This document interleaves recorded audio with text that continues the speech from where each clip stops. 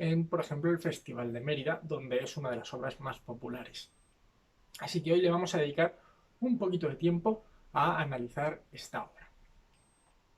¿Cómo vamos a hacer esto? Pues vamos a empezar viendo un poco el marco histórico en el que surge esta obra y posteriormente veremos qué es lo que sucede en la propia obra y qué antecedentes tiene. Concluiremos este vídeo analizando un poco la temática y la problemática que surge con Antígona. Y dicho esto, vamos a ello. Lo primero que hay que saber es que esta obra está profundamente ligada a la democracia ateniense. De hecho, el teatro, eh, las tragedias que nos han llegado, es imposible concebirlas fuera del marco de la democracia ateniense. Todas estas obras se representaban en una serie de festivales. Estos festivales eran unas fiestas de carácter religioso. Como íbamos diciendo, está ligada a la democracia ateniense. La democracia ha surgido recientemente cuando empiezan a aparecer los trágicos, los grandes trágicos, y se da justo después de un periodo de tiranía. No vamos a hablar de cómo funciona exactamente la democracia ateniense, porque eso lo podréis encontrar en muchas otras fuentes, pero como hemos dicho, viene después de un periodo de tiranía, surge esta democracia. Y todos los autores están muy comprometidos con ella y con sus bases, y la consideran legitimada y defendida por los dioses. Y esto es algo que se ve en prácticamente todas las tragedias. En todo este marco surge Sófocles, que es el segundo de los grandes trágicos que nos ha llegado. Esto no es ni con mucho la punta del iceberg de todos los trágicos que ha habido. Y además es una selección de obras, las de las tragedias griegas que nos han llegado, que se hace a posteriori, o sea, son una serie de obras que gente posterior a los trágicos griegos considera como de singular interés. No se puede decir que hayan elegido mal, todas las tragedias que nos han llegado tienen un profundo interés, pero no podemos estar seguros de que sean genuinamente las mejores obras que se hubiesen dado. Sófocles, como decía, es el segundo de estos trágicos, primero llega Esquilo y el último que tenemos es Eurípides. Esquilo es el que introduce la mayor parte de los cambios a la tragedia, de pasar desde el coro ditírambico hasta la tragedia de tres actores, pues es Esquilo el que va marcando todos esos cambios. Sófocles ya llega con una tragedia más asentada y unas herramientas más establecidas. Mientras que Esquilo es considerado uno de los héroes de Maratón, Sófocles recibe gran parte de su importancia durante la Segunda Guerra Médica. Durante ella, pues compone y recita unos peanes, son unos cantos de carácter religioso militar. Y bueno, pues después de su participación durante la Segunda Guerra Médica Sófocles desarrolla una intensa actividad política. No olvidemos que la democracia ateniense es una democracia directa, exige mucha más participación y mientras que hoy en día se le da más importancia a la esfera de vida privada, los griegos le daban el principal foco de atención a la vida pública. Mientras Sófocles desarrolla su obra, es Pericles el hombre de mayor importancia en Atenas. Y Pericles es un hombre de talento y todo un hombre de Estado. Sin embargo, a Sófocles le preocupa genuina y profundamente que Pericles acumule demasiado poder, ya que eso es peligroso para cualquier democracia, la concentración de poder en una sola figura. Y le preocupa que Pericles pueda caer en la ibris, es un sentimiento de orgullo desmedido y puede ser profundamente peligroso en los gobernantes. Y todo esto queda muy ligado a Antígona, que es una obra que se entiende como una especie de mensaje a Pericles, una especie de advertencia. Sin embargo, también hay que añadir que Sófocles no es un autor especialmente contextual y que sí que tiene unas aspiraciones muy universales en sus obras. Ya habiendo visto un poco el marco histórico en el que surge esta obra, vamos a ver qué sucede en ella misma. Antes de los hechos relatados en la obra, Edipo ha abandonado la ciudad de Tebas y ha dejado a sus dos hijos como herederos. Sin embargo, pesa sobre ellos una maldición que impide que los dos permanezcan en la ciudad al mismo tiempo. Es por ello que deciden turnarse la corona. Y el primero en ocupar el trono será Eteocles, mientras que Polinices debe abandonar la ciudad durante ese primer año.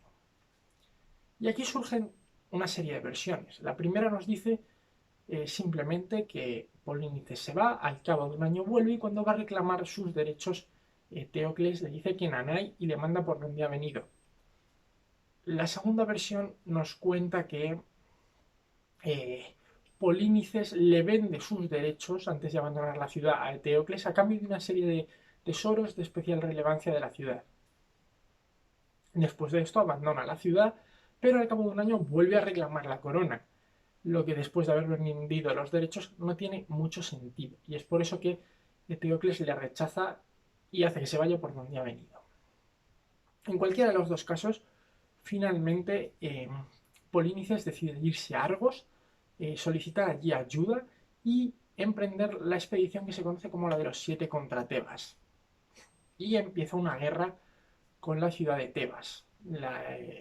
Los 7 empiezan teniendo ciertas victorias en campo abierto y finalmente la guerra llega a las propias murallas de Tebas, donde se da una última y decisiva batalla en la que sin embargo son los tebanos los que surgen como vencedores. Sin embargo, Eteocles y Polinices se dan muerte mutuamente en la lucha en lo alto de una de las puertas de la ciudad. Y aquí ya es donde hacemos contacto con la historia tratada en esta obra propiamente dicha. La obra empieza con... está estructurada de la siguiente manera. Tiene un prólogo, 5 episodios, entre los cuales se dan apariciones corales, y termina en Éxodo. En el prólogo lo que vemos es, nos presentan al personaje de Antígona, la protagonista de la obra, la que busca cambiar el status quo. Y con ella nos presentan a su hermana Ismene, que hará de una primera oposición frente a Antígona en este prólogo. A partir de este prólogo no solo podemos conocer al personaje de Antígona, sino que también nos dan algunas pinceladas de conocimiento acerca del personaje de Creonte, que es el principal antagonista. Asimismo, ya nos terminan de presentar la situación. Nos cuentan un poco que se ha dado esa batalla y que mientras que a Eteocles se le ha enterrado con todos los honores debidos a un héroe muerto defendiendo a la ciudad, se ha ordenado que el cuerpo de Polínices permanezca insepulto. Esto se debe a que, bueno, como ya hemos dicho, ha llegado un ejército invasor a atacar la ciudad. El primer acto ya nos presenta a Creonte. Y Creonte entra en escena principalmente para anunciar públicamente, cumpliendo el principio de publicidad del derecho, que entra en vigor un edicto por el que quien rinda honras fúnebres a Polínices será condenado a muerte. Y esto ya nos termina de sentar las bases de la historia. Ya tenemos clarísimo el conflicto. Tenemos muy claro que Antígona busca enterrarle, lo ha dicho muy claramente, y el riesgo que está dispuesto a asumir. Aquí quiero hacer un inciso y es indicar que a Antígona le concede muy poco valor a su propia vida en ese momento. Está quejada por el dolor de la pérdida, ha perdido a sus padres, ha perdido a sus hermanos. Y todo su pensamiento gira ahora en torno a enterrar a su hermano. Y por otro lado, bueno, eso se nos ha presentado la ley que ha puesto en marcha Creonte. Aquí otro pequeño inciso, y es que si bien el autor, Sófocles, nos hace un poco pensar que la ley ha salido de la manga de Creonte, las normas en contra de los traidores y de los que buscan algún daño hacia su comunidad son algo bastante común en todas las sociedades humanas.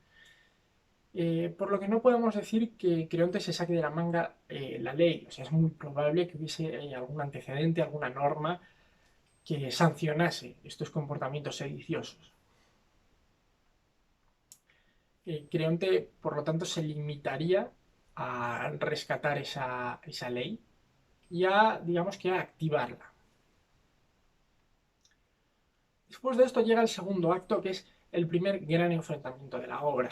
A lo largo de los siguientes actos se darán una serie de enfrentamientos entre Creonte y distintas formas de oposición, que es muy interesante. Porque, por ejemplo, en este primer enfrentamiento con Antígona, la estrategia de Antígona es un enfrentamiento directo. O sea, Antígona no atiende a razones. Antígona aquí viene a ser, muchos la consideran una grandísima heroína, un personaje noble y elevado, pero después de leer sus argumentos y yo, el tono con el que la imagino y cómo la veo dialogando con Creonte, me recuerda más a una Greta Thunberg. How dare you continue to look away and come here saying that you're doing enough? Entonces, bueno, será ese enfrentamiento directo en el que realmente Antígona no busca escuchar, no busca establecer ningún diálogo, sino que realmente busca imponer su voluntad, lo que tampoco me parece el mejor método democrático. Creonte evidentemente se cierra en banda ante esta aproximación, pero sin embargo sí que hace una pequeña modificación a su sentencia. Le aconsejan que no es prudente condenar a muerte a un familiar, ya que eso puede atraer la ira de los dioses, y él decide condenarla a lo que vendría a ser una cadena perpetua. Ordena que la empareden en una cueva y que la alimenten lo justo para que permanezca con vida. Por lo que ya todo el peso de la decisión de vivir o morir recaería en Antígona.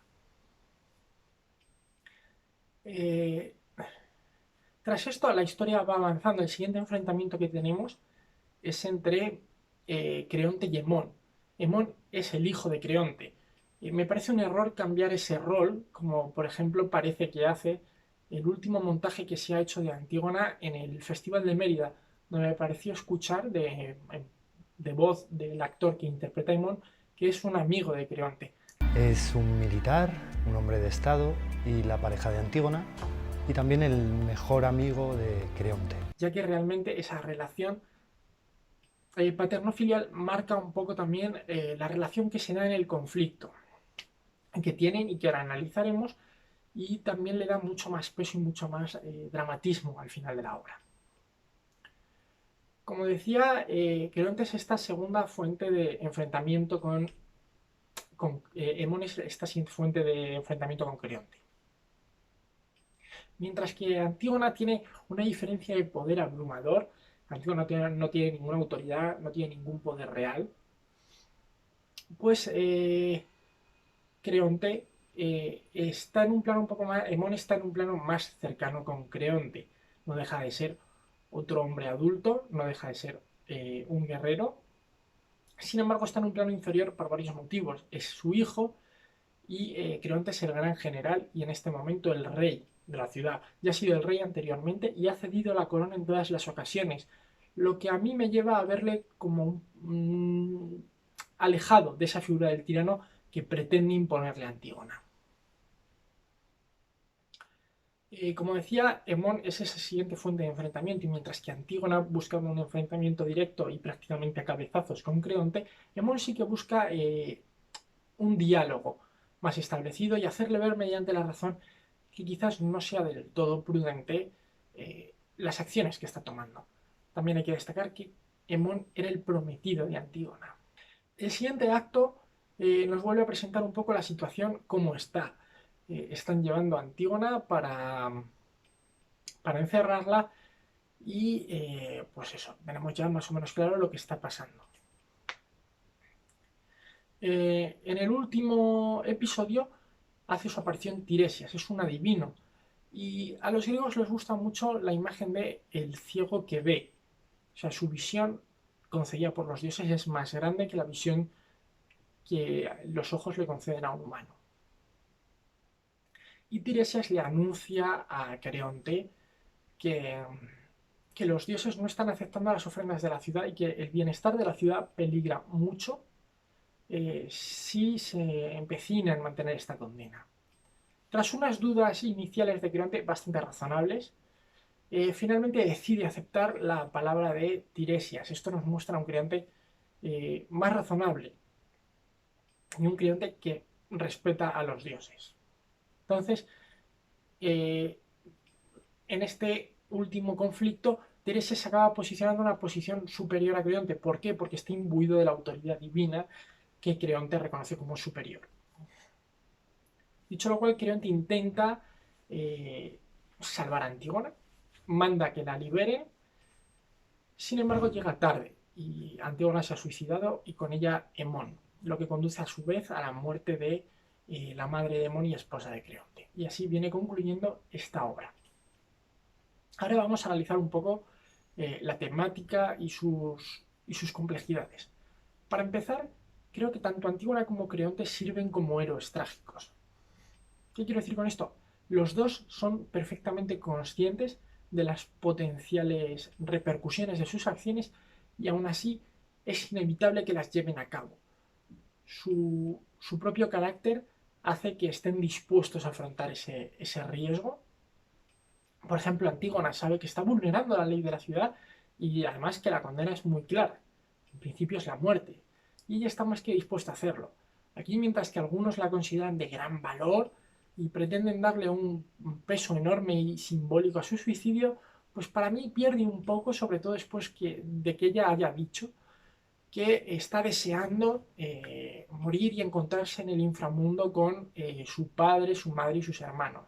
O sea que realmente para mí pierde ahí un poco de peso todo su suicidio y pierde un poco de peso también el que esté tan dispuesto a aceptar la condena a muerte. Por otro lado tenemos a Creonte, que sabe que puede estar ofendiendo a los dioses y que las consecuencias de ofender a los dioses, si analizamos la mitología griega, pues realmente nunca son buenas. Dicho lo cual, los dos pueden cumplir como héroes trágicos. Además, realmente ya lo que los diferencia un poco es de quién tenemos una anagnórisis clara. La anagnórisis es un proceso de conocimiento interior profundo y eso se da en Creonte, que reconoce en último momento, o sea, no lo dices explícitamente, pero sí que se puede ver en su actitud, que ha reconocido que ha caído en la ibris, en ese orgullo desmedido, y modifica su acción. O sea, ha visto en lo que se puede estar convirtiendo en ese peligro para la ciudad si realmente se mantiene negándose a escuchar al resto de la ciudadanía, porque llega un momento en el que parece ser que toda la ciudadanía apoya ese indulto a Antígona, pues Creonte tiene ese proceso de anagnórisis mucho más claro en la obra. Ya hemos visto que los dos pueden funcionar como héroes trágicos, en buen sentido, y que, bueno, dependiendo de la puesta en escena que se haga, se le puede dar más importancia al proceso de uno o de otro y sacar a la luz ciertos valores. Por ejemplo, como decía, mientras que se le da mucha importancia a Antígona, se la considera una heroína noble y muy elevada, yo creo que realmente ni tan heroína ni tan digna de admiración, mientras que Creonte sí que tiene mucho más matiz que le hace digno de una segunda observación. Y esto entraremos ahora. ¿Qué temática estamos encontrando en la obra? Pues el gran tema marco es el castigo del arrogante, es decir, el de caes en la ibris y eres castigado. Pero bueno, eso es un tema muy general, muy amplio. Tenemos que ver ya más en concreto de qué habla esta obra. Y esta obra habla de la ley humana frente a la ley divina. Esto a nosotros no nos puede decir gran cosa, sin embargo, si lo traducimos a nuestro lenguaje contemporáneo, los conceptos más aproximados que podamos tener vendría a ser ley natural, derecho natural, frente a derecho positivo. Aquí tenemos Antígona, que es la que refleja esa ley divina o derecho natural, frente a Creonte, que es el principal defensor de esa ley humana o derecho positivo. Creonte, como estaba diciendo, me parece mucho más digno de darle un poco más de visión sobre él, ya que, bueno, es un análisis sobre el gobernante y sobre las cualidades del gobernante. Y para mí la parte más interesante de este personaje es que es un personaje que está dispuesto a aplicar la ley sin distinguir a quién. Es decir, es un firme opositor al nepotismo, que es algo tan absurdamente habitual a día de hoy. O sea, ¿quién no ha visto a un político poniendo a un amigo o a un familiar en un cargo con un sueldo exorbitado, con unas competencias impensables y sin ninguna garantía de competencia? Pues es que nuestro pan de cada día. Sin embargo, Creonte aplica una ley dura sin importar que Antígona sea familiar suya y además prometida de su hijo. O sea, él no presta atención a ese detalle y me parece que eso es algo eh, muy destacable y muy deseable en un gobernante. El que actúe de una forma justa e igual hacia todos, sin distinguir eso entre, es que este es mi familiar, le voy a tratar mejor. Entonces, me parece que eso es una cualidad muy positiva para un gobernante. Sí que es cierto que puede ser un poco tozudo, pero hay que entender que Creonte no deja de haber sido un guerrero y un general, y que cuando empieza la obra, él ha vuelto de luchar en la defensa desesperada de la ciudad frente al ejército de Argos que ha acompañado a Polínices. Entonces, eh, creo que hay que hacer un pequeño ejercicio de generosidad con Creonte, que acaba de poner su vida en riesgo, acaba de ver cómo muchos de sus conciudadanos mueren por defender la ciudad y ha estado temiendo hasta el último momento por el bienestar de su ciudad. Entonces es más que comprensible las acciones que toma. ¿Qué más decir? Bueno, sí, que actualmente se busca mucho la temática feminista y de empoderamiento en Antígona. Y aquí me voy a detener un momento, porque es algo que en la obra original no está. O sea, a Sófocles esas cosas no le importaban gran cosa, principalmente porque eso no existía en su momento. O sea, el feminismo es un invento relativamente moderno. Entonces, es absurdo pensar que Sófocles puede estar hablando de eso.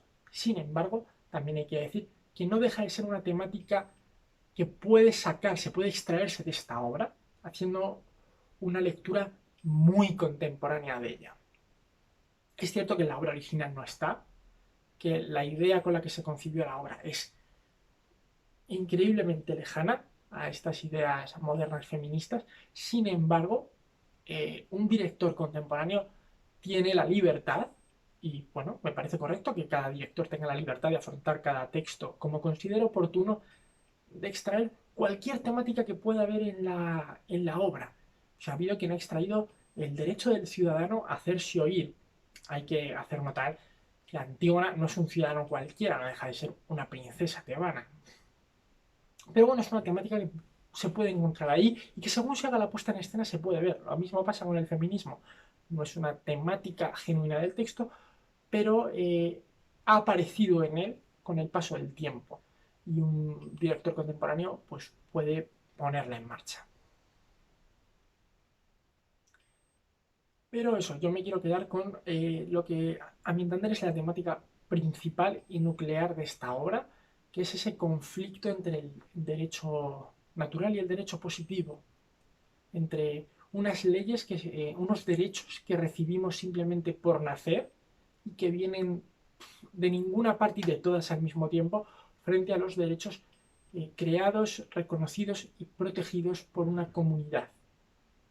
Y hay que tener muy en cuenta que en el pensamiento griego su ciudadanía y sus derechos generalmente provienen por la pertenencia a una polis que los reconoce y protege. Por eso es tan importante la defensa de la ciudad y por eso tiene tanto sentido el que haya una norma tan dura contra los traidores como el que en esa época no se le puedan rendir honras fúnebres y que las consecuencias por incumplir este mandato sean también tan lo que actualmente podríamos considerar exageradas.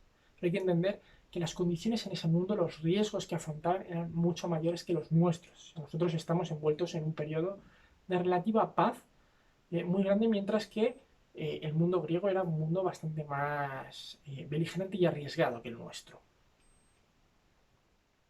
Bueno, dicho esto, ya hemos visto eso, un poco el marco histórico en el que surge la obra.